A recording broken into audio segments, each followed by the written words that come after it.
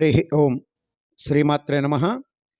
లలితా సహస్రనామ పారాయణలో భాగంగా ఈరోజు నామం 136వ నామం నిత్య. మనం ఈ నామంతో అమ్మవారిని పూజ చేసేటప్పుడు ఓం నిత్యాయై నమః అని చెప్పుకోవాలి. ఇది 2 అక్షరాల నామం. నిత్య. నిత్య అంటే అమ్మవారు ఎల్లప్పుడూ ఉండేటువంటిది స్థితి.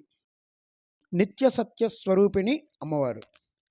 దేశ కాల వస్తు సజాతీయత, విజాతీయత, స్వగత, అవస్థాన భేద ఇలాంటివేమీ లేనటువంటివి అమ్మ నిత్య సత్య స్వరూపిణి.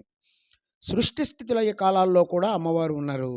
ప్రపంచం సృష్టి కాలంలో వస్తు స్థితి కాలంలో ఉంటూ లయకాలంలో పోతూ ఉంటుంది. సృష్టి కాలంలో వస్తుంది, స్థితి కాలంలో ఉంటుంది, లయకాలంలో పోతుంది. ఈ మూడు కూడా మళ్ళా త్రిమూర్తి స్వరూపం. బ్రహ్మ సృష్టి, విష్ణు స్థితి, శివలయ ఈ మూడు కూడా అమ్మ కార్యక్రమంలో కనిపిస్తూ ఉంటుంది. అమ్మ త్రిమాత, త్రిశక్తి స్వరూపిణి.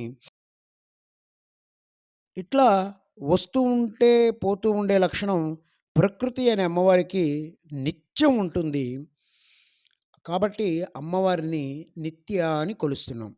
అట్లాగే తిథులు కూడా ఎప్పటి నుంచో అట్లాగే వస్తూ పోతూ ఉంటాయి. కాబట్టి తిథులని కూడా అమ్మవారి అంశాలుగా భావిస్తూ వాటిని కూడా నిత్య అన్నాం. శ్రీ విద్యలో ఈ నిత్యల పేర్లు బాగా వస్తాయి. అలాగే లలితా సహస్రనామంలో ఇంతకుముందు మనం చెప్పుకున్నాం అష్టమి చంద్ర విభ్రాజ దళిక స్థల శోభిత అని.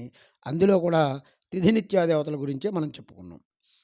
ఈ శాశ్వతమైనటువంటిది ఆత్మ, నిత్య అయినది పరమాత్మ. ఈ ఆత్మ కూడా చివరికి చేరుకోవాల్సింది, కలిసిపోవాల్సింది పరమాత్మలోనే. శ్రీదేవి సృష్టికి పూర్వం ఉంది, సృష్టిలో ఉంది, సృష్టి తర్వాత కూడా ఉంటుంది. ఈ సృష్టికి ఆది అంతం లేనటువంటి ఆధారభూతమైనటువంటి స్వరూపం అమ్మవారు. అందుకే ఆవిడని నిత్య అని పిలుస్తాము. ప్రకృతి స్వరూపంలో ప్రతి నిత్యం కూడా సృష్టి యజ్ఞం చేస్తున్నది అమ్మ జగన్మాతే. నిత్యస్వరూపిణి అయినటువంటి ఆ అమ్మవారికి నమస్కారం చేస్తూ ఓం శ్రీమాత్రే నమః, శ్రీ మహారాజ్ఞే నమః, శ్రీమత్ సింహాసనేశ్వర్యై నమః.